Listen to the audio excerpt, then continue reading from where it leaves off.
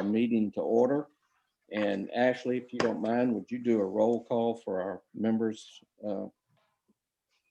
Since you can Sure see them better thing. than I can. Brooke Brown, Here. Wallace Greener, Here. Drew Flahive, Present. Ryan Clinton, Here. and Chair Tom Farrell. Here. That is all we have from the strike force at this time. And I think David's going to be on. He was feeling a bit under the weather, but hopefully he's feeling better now and can get on. So he's the only other one that I've heard from. So we'll see. And I think Phil was, oh yeah, Phil's on here. I see that. Great. Okay. Public comments. We'll start off with public comments. Would anybody like to make a public comment now, or we can bring it up as we go through the town hall meeting? And I'm not seeing any. Ashley, are you? I do not see any hands raised. No, if you're on a computer at the bottom of your screen, there should be the option to raise your hand.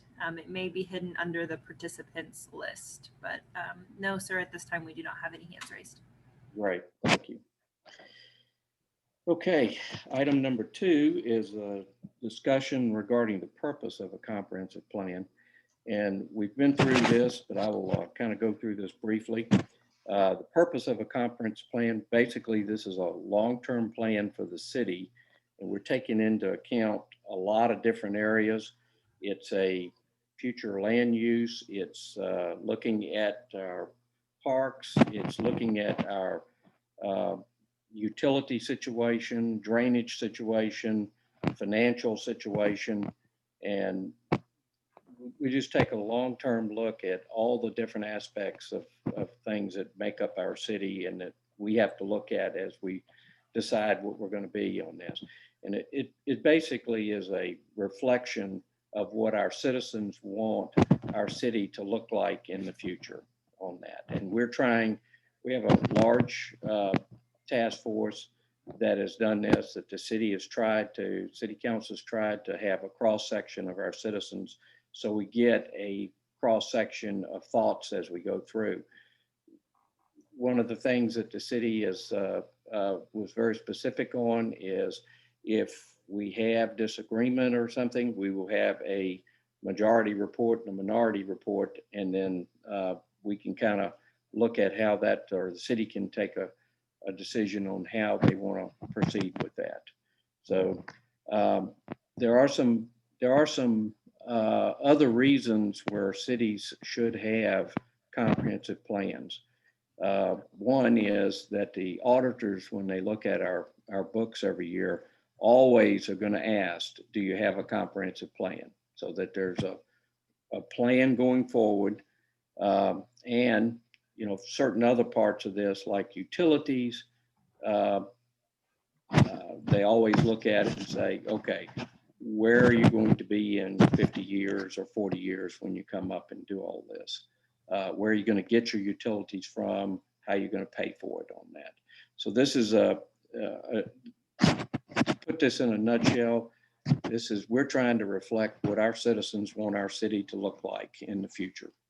And it's not a short-term future, although we're going to be looking at that too, but it's for the long term on that. So are there any questions or comments on that? Any of our task force have any comments or statements they'd like to make on that? And I'm not seeing any hands. Ashley, do you? No, sir. Okay, great. Okay. Public discussion and input regarding the City of Rolling Woods Comprehensive Plan and a long-term vision of the community. Now, this is actually where we do want to get input from our citizens that are on here tonight. So if you have something that we're not looking at, and we'll go over that too, and you'd think that we should be looking at, now would be a good time to tell us so that we can include this in our reports on that. So do we have any of our citizens that would like to make any comments about a long-term vision that they may have for our city? And we can kind of tell you what we're doing in regard to that, or if we're not doing anything in regard to it, we'll try to. So do we have anybody that would like to make a comment? And I'm still not seeing any hands. Are you, Ashley? No hands. Okay, and nobody's called in. Well, let me just say, as we go through this tonight, you can, anytime you think of something you'd like to bring up, please feel free to do so. We'd be glad to have you do it on that. We do have Brooke, if you don't mind, I'm going to ask you the topics that you came up with. If you would just kind of go through those real briefly, and maybe that'll help stimulate a conversation. Okay. There's a attachment to the agenda for this evening that's called Town Hall Topics. And it's a list of issues that have been developed by both the Task Force Survey Subcommittee and a group of interested citizens, and with input from a couple of the council members. The notion being that the task force, the strike force, will be coming up with a second survey to get more particular information about certain topics and to cover topics that weren't covered in the original survey. So if you take a look at this document, what it does is to identify those areas where the strike force at this point in time believes there is information to be gathered from the community, and that these are topics that will be included in the long-term comprehensive plan. So I'll briefly, that's the purpose of this list of issues and what's intended to be done with this information. And I'll briefly walk through what those issues are. The first is a pretty general issue, but it's an important one. And that is, what is your primary vision for the city of Rollingwood in terms of community character, resources, challenges, and opportunities? And this question is intended to help the strike force focus on what kinds of characteristics of Rollingwood are important to the people who live here. If you think about either neighborhoods in Austin or Westlake or Lake Travis or Buda or Kyle or Pflugerville, each of those geographic areas will bring to mind certain characteristics. You'd probably, in a group of 10 people, you'd probably have some in common and some that are particular to that individual.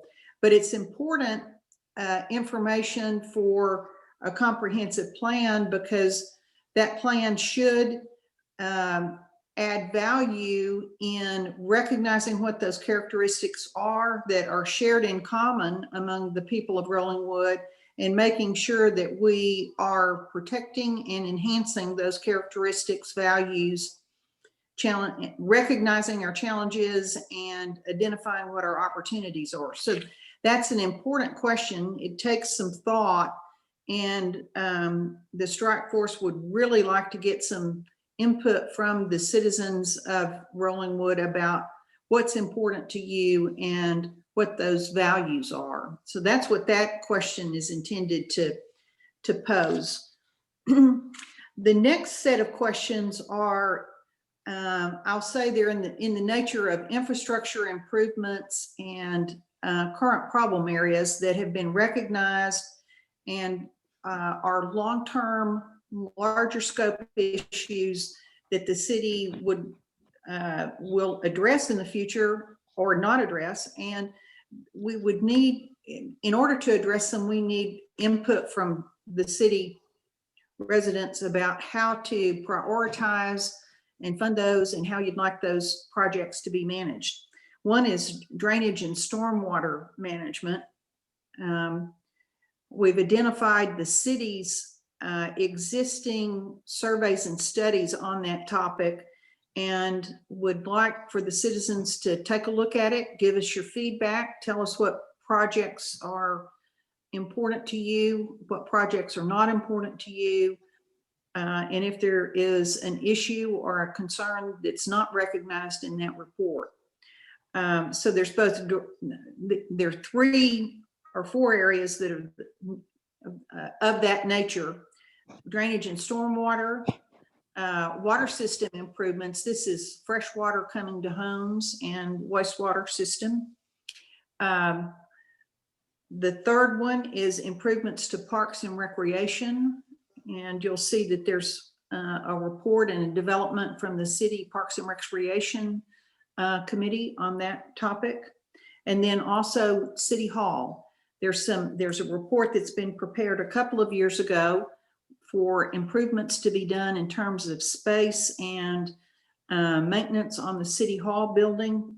There's a question of whether to remodel City Hall, move it, or build a new City Hall. That report will address some of the issues, concerns, and costs, and that's obviously something that will be of importance to people, community.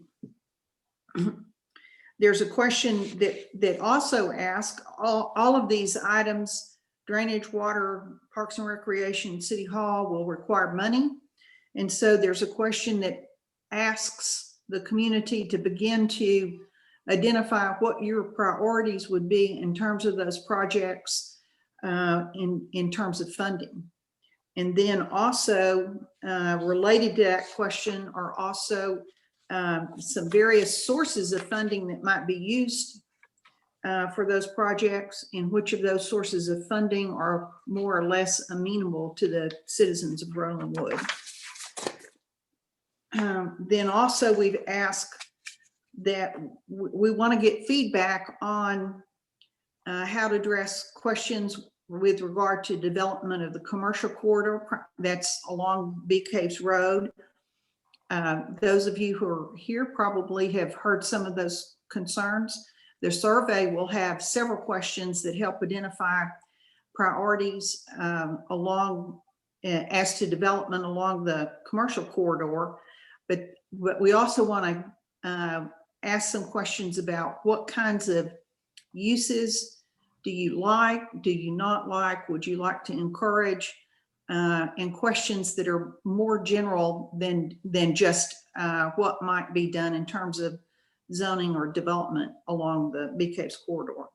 Then also roads, mobility, and public safety. These are issues that have to do with our streets within the residential area of Rolling Wood, issues with traffic along and improvements to Bee Caves Road, and issues related to mobility, be that a bike lane, sidewalks, improved road crossings, and access to the commercial area from the residential area.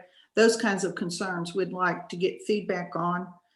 And then also questions related to changes to building codes within the residential area of Rolling Wood. And you'll see some topics there: lot size, setbacks, subdivision of lots, granny flats, short-term rentals, tree ordinances, and other changes of that nature.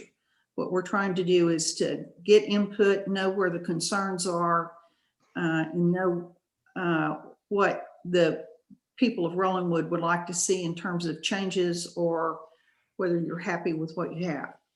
Then also there's a question regarding community programs. Are there programs in the nature of social activities, cultural activities, and or recreational activities that you would like to see enhanced or developed in Rolling Wood? And then there's the last question, anything else? And so this is a way to identify the areas where the strike force would like to get input from the community, and with some particulars, and with some preview of what you'll be seeing in a survey that will come in the future, a couple of weeks, maybe a month or so out. So that's it from me, Tom. Thank you, Brooke. I'm sorry, my voice was I'm losing my voice tonight. So, and a lot of people may say that's good, but We're on a Zoom meeting. Just a couple of points that I'd like to make on that. One, obviously, there are certain aspects of everything that the city looks at that has to be done. Like, for instance, you have to maintain your water system up to the proper standards. So we're talking about, we wanted to prioritize some of this, but understand that has to be done whatever happens on that. It's just something that that the city is required to do, is to maintain a high level of a quality of their water system. And we all want that, obviously. The other thing I'm going to point out that you'll see in this survey and that we put in, and I asked to put it in for a reason. On our mobility section for Bee Caves Road, there is a movement by TxDOT to try to make Bee Cave Road a contra road, whereas all the lanes go one direction in the morning and all the lanes go the other direction in the afternoon. It would be devastating to, I think, our business community and Bee Caves, and I think it would cause a lot of cross traffic that goes through our city. We would get a lot of traffic, I think, coming from that would go into our residential streets. So I put that in there specifically with the expectation that very few people would probably like to see that, and it is a good way for us to be telling TxDOT that our citizens don't want contra lanes on Bee Caves Road that goes through Rollingwood. So do it. Wally, I'm sorry. I presume our city is going to work with the city of Westlake to defeat that idea, or does the city of Westlake want to remain neutral? I do not know the position of Westlake. I do know that Mike Dyson, our mayor, Mayor Dyson, did raise objection to that. But remember, most of the group that makes these long-term recommendations to TxDOT are coming from counties that's not directly impacted by, well, doesn't really represent Rollingwood. They are western counties that are using Bee Caves Road as a thoroughfare to downtown, and whichever would help them, I can understand why they might want to do that, even though it would hurt us tremendously, I think. And as a property owner on Bee Caves Road, I think you would second that. I absolutely object to it because it would destroy access to the businesses, including offices such as doctors' offices and such. But I would have assumed that we might want to contact Westlake Hills to have them join us in that opposition. That would be a little more forceful. And they have a tremendous amount of business, some major stores that front Bee Caves, which would be pretty well isolated with no access from side streets. Well, there's other reasons other than the business. You raise a good point with the medical, but obviously schools have a much more, we have a difficult time with that too, transporting students crossing Bee Caves if it's all going one way. Anyway, but I just wanted to alert everybody that that's on there, and it's just something to look forward to. And we tried to make it not as confusing, but we a lot of people don't understand what contra lanes mean when they come in, and I just wanted to say a few words on that. Are there anybody else on our committee that would like to make any of the points on our topics? Drew, I thought, did you raise your hand, Drew? Or somebody? Oh. And I'm not seeing any. And nope. Okay. Brooke, I thought that was an excellent synopsis of what we're doing on this. One of the things that I do want to point out, we did look at one of the issues that's been raised in the past on whatever happens on Bee Caves Road has been our utility capacity. And we looked at that, and we also are having the city engineers do an analysis of that to be able to come back and tell us how much capacity we have remaining in our system. And I suspect that's going to turn out that we have about half for water and a little less than half for wastewater. Amber, I believe those are the numbers that we're going to be looking at when they finish their report. Correct. Good. Well, I like to be correct every once in a while. Do we have any of our citizens that are on the call that would like to make any questions or comments or additions that might go on these topics we're looking at? I am not seeing anybody. Oh, nope, that's Amber. We do have Phil McDuffie has his hand raised. Oh. Phil, you can unmute.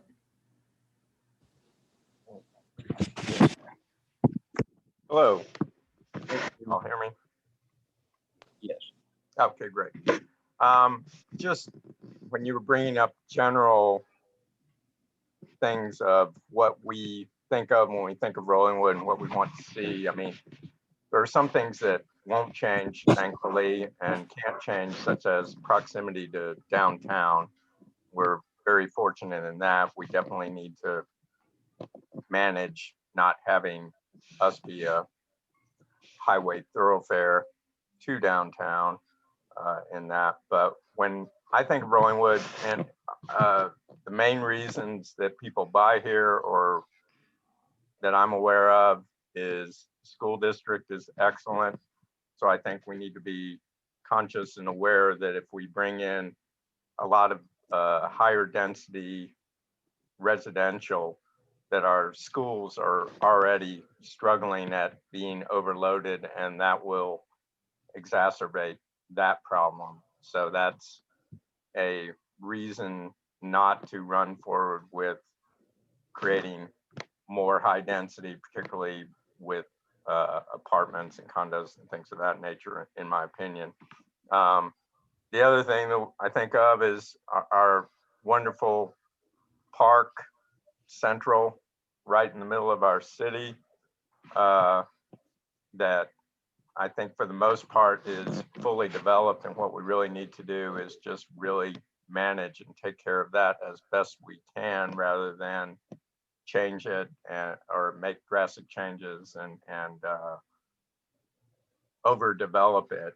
The other thing I think of is rolling woods. We have our hills and we have our trees, which is somewhat unique to the Austin area, and that a lot of people like that aspect. I think as far as tree ordinances and that type of thing, we need to be mindful. Usually when people remodel and redo houses and they're building for themselves, they take the time to be conscious of preserving as many of the original old growth trees on their lots as they can. But when we have developers that are doing spec homes, they tend not to be too worried about that. They know they're going to sell the house no matter what, and it's a little bit easier just to cut down every tree on the lot. I think we need to try to mitigate that or prevent that as much as possible to try to keep the nature of our neighborhood. The other thing is we have larger lots, which is wonderful. That's a big reason I bought here. And the houses aren't stacked on top of each other. I think we have adequate setbacks right now. I wouldn't want to see the setbacks diminished any further. And those are the main things that when I think of Rollingwood, that I would like to see preserved and maintained, that keep the nature of our wonderful community. So appreciate y'all's work. That's about all I have to say. Philip, thank you. Philip, I did want to make one comment to you on that. One, the city council has given us some guidelines that on the north side of BK's Road, they would ask that we not make a recommendation of anything over 2 stories on the north side of BK's Road. Yeah. And I should have brought that up first, but that's something. We have a tree ordinance that was just passed 2 years ago, Amber. I think it was 2 years ago. May have Yeah, been. sorry, I couldn't find my unmute. Yes, you're correct. Okay. And it's a fairly modest tree ordinance, but I think it's had some effect. Phil, is that, I mean, are you familiar with what we have? Would you, I don't think it has absolute protection for heritage oaks, but uh, uh, it does have protection from larger trees that you have to replace it with basically, and I'm going to paraphrase this, Amber, and if I don't do it right, Sarah, y'all please jump in and tell me. But as I recall, it's you replace a larger tree with inch for inch with new trees if you want to have one moved. Is that a simple way to look at our existing ordinance? You do. There's also a cap. There was kind of a plea for if there are heavily wooded lots, if there could be a cap. But yeah, that you got the gist. Okay. I don't know if I'm still unmuted.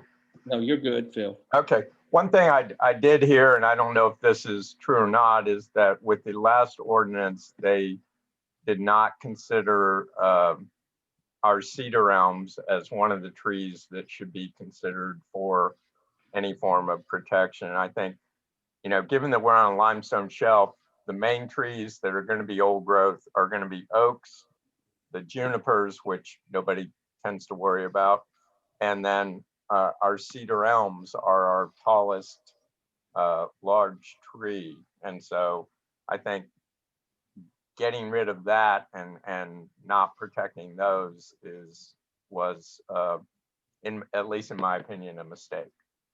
I think that if I remember correctly, Bill, the cedar elms, there was a consideration not to protect them, but I think ultimately they fell into the protected species of trees.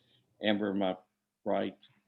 You're right, Tom. They did, the council realized or acknowledged that it does make up a considerable amount of tree canopy, which is what the tree canopy management ordinance was designed to do, is protect the tree canopy. So they did keep that in place as a protected tree. That's great. I'm glad to hear that. So glad to be wrong about what I thought occurred. Well, I think it was leaning that way. And then I think there was some input from citizens that made a difference, and they recognized that that was a native tree. And Great. I think the term cedar threw everybody, frankly, because, you know, I'm sitting here with cedar allergy now, can barely talk, and or I lose my voice occasionally, and I imagine that's what kind of got that going. So anyway, well, thank you very much, Phil. All right, I'll lower my hand. If you have any other questions, feel free to ask. I did want to ask some of our citizens that are on the call, and if y'all wouldn't mind giving us this information. One of the questions that's come up from our standpoint is we are trying to provide all the information we have to our citizens when they address and answer a survey. And one of the concerns we've heard is, well, gee, if you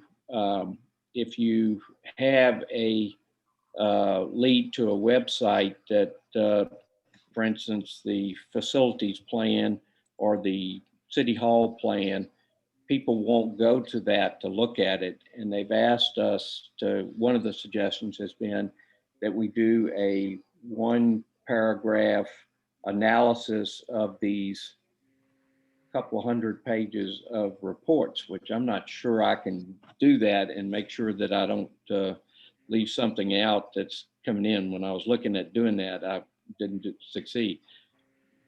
Can y'all give me y'all's feedback as to whether or not as a citizen, you would go ahead and follow the instructions and go to the website to look at the report to make an informed decision, or do we have to try to do this from a standpoint of having a synopsis of it that's in there? So, Rhonda? It's Rhoda. Oh, I'm sorry. Yes, I would be very grateful if you did that work. Being relatively uninformed, it sure helped me. One other comment I'd like to make is there's a very small number of Rollingwood residents here tonight, and that concerns me. We just received the postcard today. I did see the sign. I drove by that, but just wondering, is that a fault of the post office, or could those come out a little bit earlier? I think they were sent out a week. Okay, In there. it's USPS then. Okay. And this is our second, and we're going to have some others. So I would anticipate that I think we had 56 participants the first time. So, I didn't know there was a first one. Okay. we had one, and we're going to have some others. Okay. But then this just gives us an opportunity to come up and kind of fill in some of our blanks as we go forward to do that. And I wanted to make sure that people that didn't get an opportunity to do this on the first one would then have an opportunity to come in and do it on the second. Thank you. And we will have public meetings also with like P&Z and the council as we progress on these parts. I don't have glasses on, so I can't very well see, but that's another matter. Thanks, Tom. You bet. And let's see, did we have any other citizens that might want to answer that question?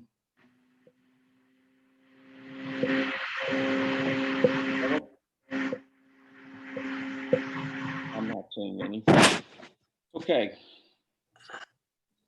I will go on, and I'm going to go on to item number 4, which is our discussion to review the status of the comprehensive plan force subcommittees. And one of the things, we've had a number of issues to look at. So rather than, one of the ways that we're trying to do this is form a number of subcommittees that are taking on little pieces of this to come up with. And some of them we had to get quite a bit of information on, and some of which we are just frankly getting going and won't have that complete until after we get some of the survey information that comes back that we're going to be sending out. So Ryan, I think I saw you on here. Oh, Ryan, would you like to kick that off by just kind of bringing up what our survey what the status of our survey subcommittee is? Sure. Our one of the important tasks that we were assigned to do or asked to do is to put together a more comprehensive and objective survey than the one that had previously gone around several months ago that kind of kicked off this from the beginning.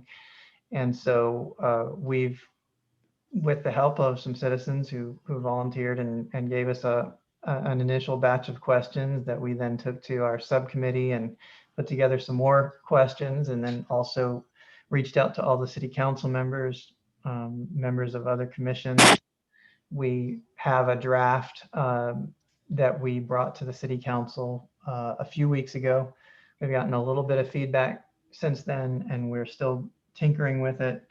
But we have a draft that has been posted that's available for anybody to read on our Strike Force agenda items and also on the city council agenda.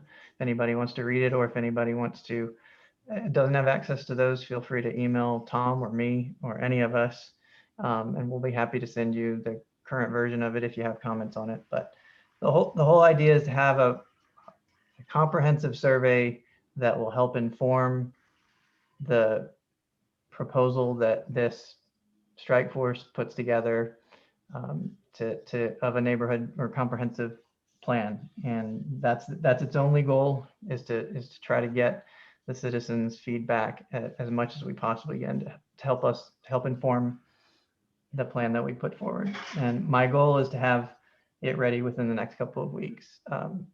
I still kind of want to go back and ask the big question: does this help us answer the question that we've been asked to answer? And so long as it does, that question will stay in, and then we can get it out to the citizens, hopefully by the end of this month. That'd be nice. Thank you. And I'll tell you that has been a big undertaking and an important undertaking. And I think that committee has done a magnificent job. Not they all have on that. And leading into that is Brooke, would you mind going through our status of our tax and finance subcommittee?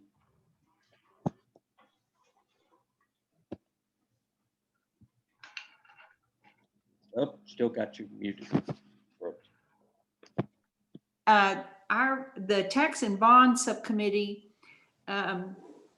is concerned with identifying sources of revenue for the city of Rollingwood, impacts of expenditures on the tax rate, what can be done in terms of developing funds to deal with some of the problems through either a bond issuance or other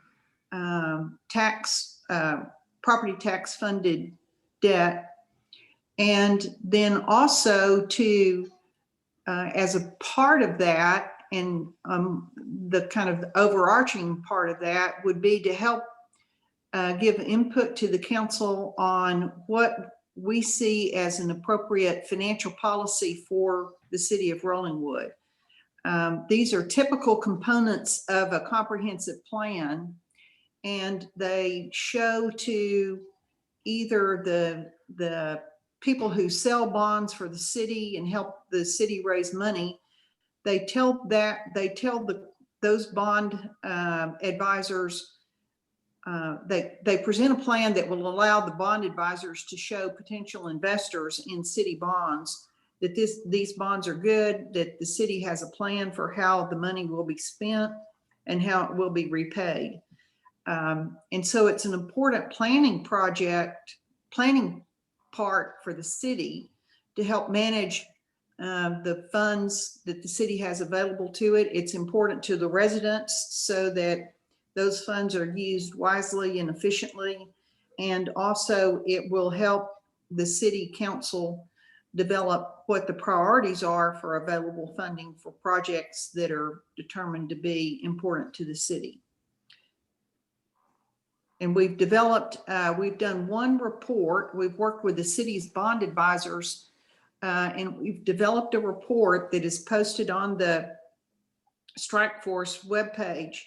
I think it's about a page and a half, but it identifies what the impact to a resident of Rollingwood would be if either, we do it in two ways, either by a percentage increase to a taxpayer's property tax bill, or we do it by dollar amount.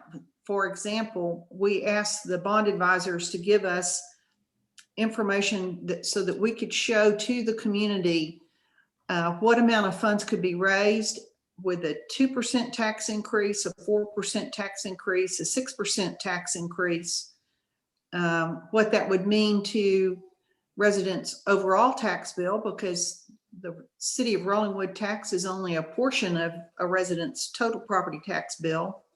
And then we also asked them to help us identify what the tax increase would be if the city were to raise $10 million, $20 million, or $30 million in bond funds financed over a 20-year period.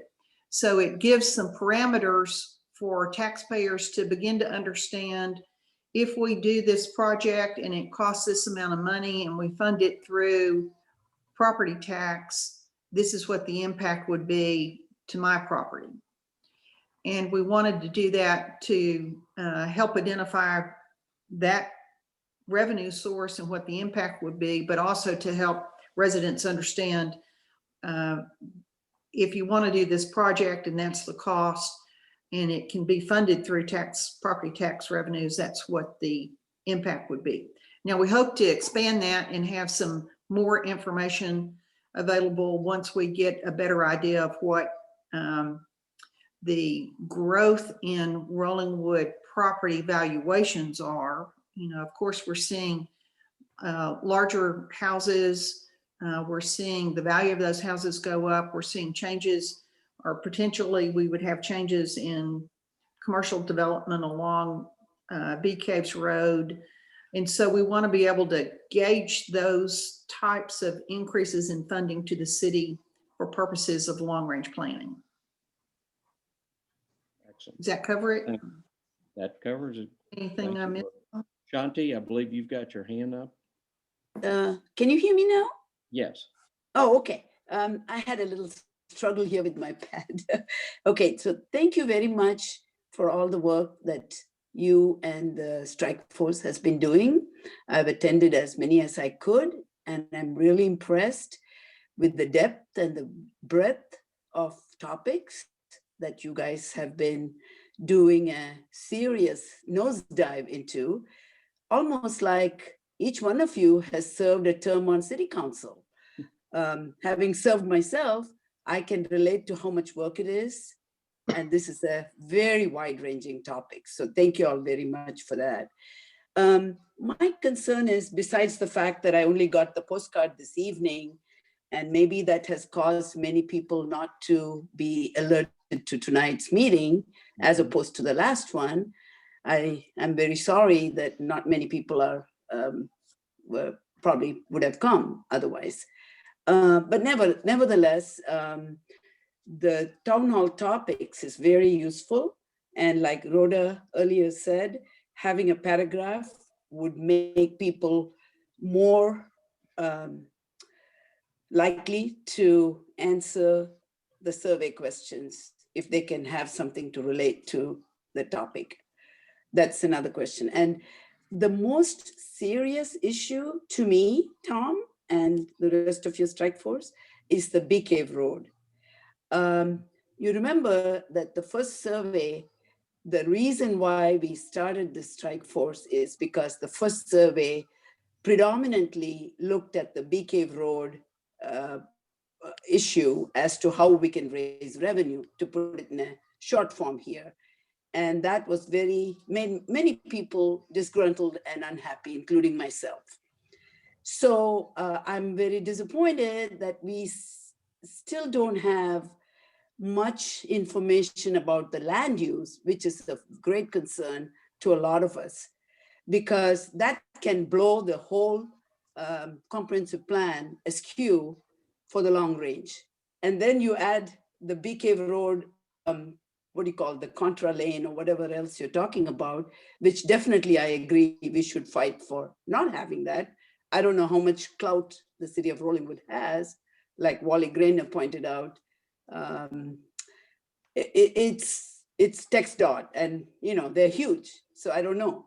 But all our plans for development on Bee Cave Road could be thrown up in the air if the roadway issue is, not what we want it to be, okay?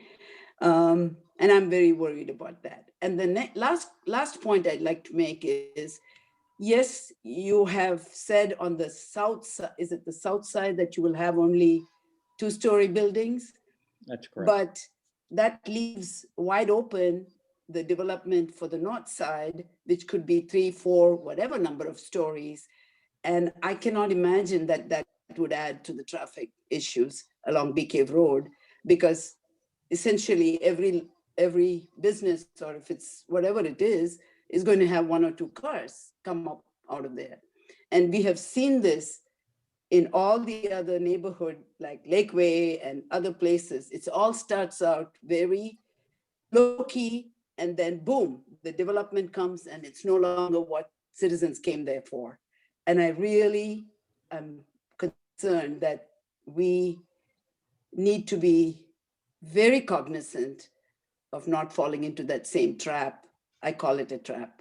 So anyway, there's lots more I can talk, but I'd rather write it down. But I really wanted to thank you guys for all the work you've done. Thank you. Thank you, Shanti. Shanti, I will tell you, I agree with you on BK's Road. There is a large number of people on that subcommittee. And I think, you know, we're liable to see several different visions come out of that. One of the things that we're going to try to do, or I've asked that David Smith is in head of that subcommittee to do, is to have a matrix that goes through and it addresses all the issues that we would have, some of which are external. For instance, yes, it's, you know, it's congruent with it's consistent with the growth that's around it. It's not being, it's not going to have the impact to our residential areas, traffic issues, topography. So we don't just have we don't recommend something. And quite frankly, my feeling is the key to most what we're doing is a survey that comes out, because I think the survey is being done by our citizens and for our citizens. So if we get the right data from that, it'll tell us what our citizens want to see BK's Road look like. And I think that's one of the more important things we're doing. But I do appreciate your comments, and I think a lot of people share those. And that's something we're going to be looking at very, very carefully. Okay, can I add one more comment? Sure. Oh, Okay, yeah. this relates to your meeting from Monday, when you had, Brooke made a statement to the effect of who is going to write the report. And I know you are looking at Pegasus and Buoy, I believe, as being possible people that might translate or transcribe whatever your report is onto a format that is a comprehensive plan format. I just want to give my opinion, and I endorse what Brooke said at the last meeting. Trust is a very delicate issue, and once that trust is damaged or been breached, like Pegasus did with their survey and their the report, I think it's going to be really hard to want to embrace their reporting on this issue. I'm being very, very frank on this. And I cannot overemphasize how much it is important that it should be you, the strike forces, who are our neighbors and citizens, your report, not Pegasus's or Buoy's for that matter, if you choose them. Just a cautionary tale, because we've been burnt once. I don't want us to go there again. Thank you very much. Thank you, Shanti. And I think that was a good point too. And certainly we'll take that to heart. And, you know, it gets to be an issue of, you know, we're going to have somebody write this. I don't think I have the talent or the time to do it. And most of our committee doesn't. So we'd like to have somebody write it, but we want to make sure it's written not in a slanted way other than what we've actually asked them to do. Now, quite frankly, I think part of the problem with Pegasus was there was probably insufficient direction. They went off on a different way than I think what our citizens and what our city council thought they were going to do. So I'm not sure that they understood what they were getting into when they did what they did, but they sure found out. But that's that's something that we're certainly going to pay attention to as we go forward with this. Now, I will say that our charge from the city council is specifically to work with Pegasus. That doesn't mean we couldn't go back to the city council and have that amended. And I would have to do it if we choose not to do that. Now, I committed to look at both of these groups, and I will, and I think we have our meeting with Bowie tomorrow morning or tomorrow midday. I'd have to look and try to look at that and come back to our strike force and try to get their input as to where we go on that. But no, I understand exactly, and that has been I realize that this could if we're not careful, it has to be done based on our citizens' wishes and not a consultant's wish, if that's one way to put it. And I think they would. They've committed to do that. Now, whether or not, and I guess that would be my task to make sure that they do it. If we choose them, and if we don't choose them, whoever we choose, I'd still have that task to try to make sure that they do that. So, but thank you, Shanti, very much on that. I would, going forward on this, the other subcommittees we have, which is a real simple one, is a utility. And frankly, we had, I thought I knew what the numbers were, and I was fairly close, but we've asked the engineers to actually do, our city engineers to actually do a written report that would come back and give us an official capacity issue so we could resolve that. And I would think that the first thing we would do is reserve adequate capacity for those properties on Bee Caves Road that are currently within our city limits that do not have sewer yet.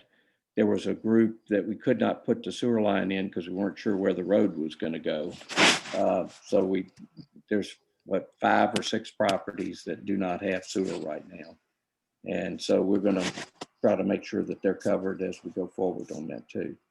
The Bee Cave Road Subcommittee has met once so far. They're going to be meeting again. I think they had some schedules. I asked for some schedules for them, so we'll know when they're going to finish up. The single family task force or subcommittee is very small. I think there's 3 of us on there. And I am getting a report. There was a report done for the city, and it was a little longer than I thought when I actually looked into it. It turns out it was done in 2005, and that was the task force on our what is it? Shoot, I can't even think the name of it now. It was a task Building code task force. Right? Building code task force, and I thought that would be a good place for us to start, if nothing else, to look at the recommendations that were done 15 years ago and where we are now as to what we would end up with. So that's where we're starting with that. There are 2 other reports that we're going to have in this that are going to be addendums to this. One is going to be a modeling that one of our future city residents is doing for us, and I think he's done a marvelous job with that. And that will be able to, that's basically looking at our city and estimating when or modeling when what our future revenues would be based on certain different things that would occur, i.e. turnover of houses, increase in valuations. And that would be an invaluable tool for the city to look at when they were doing some long-term financial planning. The second report that we're going to have in here is going to be a fairly short one, but it's going to be there. And that is a report on future opportunities for tax growth and expansion for the city of Rollingwood, which would all be dependent on the legislature making some kind of changes on that. And, just to give you an example of that, Hill Country Middle School is currently in the county. It's not in any city, although the city of Rollingwood traditionally has provided police protection for it. And if we don't get tax revenue off of it. If we were able to annex it, we can't because it's separated by the city of Austin. But if we could, that would open up the city of Rollingwood to be able to get safe road grants from the federal government, which would be some extra money for our roadways that we had in our city on that. So there are some things that we're looking at like that could be long-term, could be something we would look at on that. I'm going to ask if any of our citizens or any of our task force has any other comments or they would like to bring up anything else. And I'm not seeing any. Brooke, I believe you got your hand up. No, sir. Oh, sorry. I either have to put my glasses on and set back, or I have to take my glasses off and just kind of take my chances. So, sorry.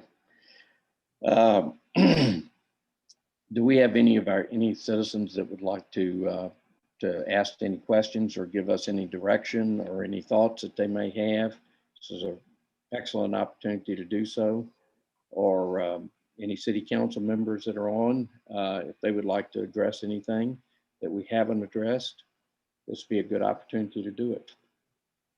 And I'm not seeing hands, but I can't see hands if they were up for the most part. Ashley, do we have anybody that has their hand raised? We do not have any hands raised at this time. Okay. Well, if we have any of our strike force that would like to make any comments, or any of our city, Ashley or Amber, I refer to them as our A team. They've done a magnificent job to help us through this process. So I'm very, very happy with what they've done. Y'all have any comments, or if you would like to make them, that'd be a good time to do it. It's a public meeting is still open. No, sir. Thank you, sir. Right. Okay, if no one has anything else they would like to say, I am going to go ahead. Whoop. Nobody? Okay. I am going to go ahead and close the public meeting and for a motion to adjourn. Motion to adjourn. We have a motion, and do we have a second? Second. We have a second. Hey, Tom, it looked like Rhoda might be wanting to speak. Oh, yes. I was just looking for the chat so I could thank you all, but I couldn't find it, so. So thank you. Okay, well, we have a motion, a second, and we'll do this the same way I've done it before. If you are opposed, raise your hand. Otherwise, just keep them down, and we are adjourned. Thank you all very much, and I hope that please spread the word. Thank you all. Thank you all very much.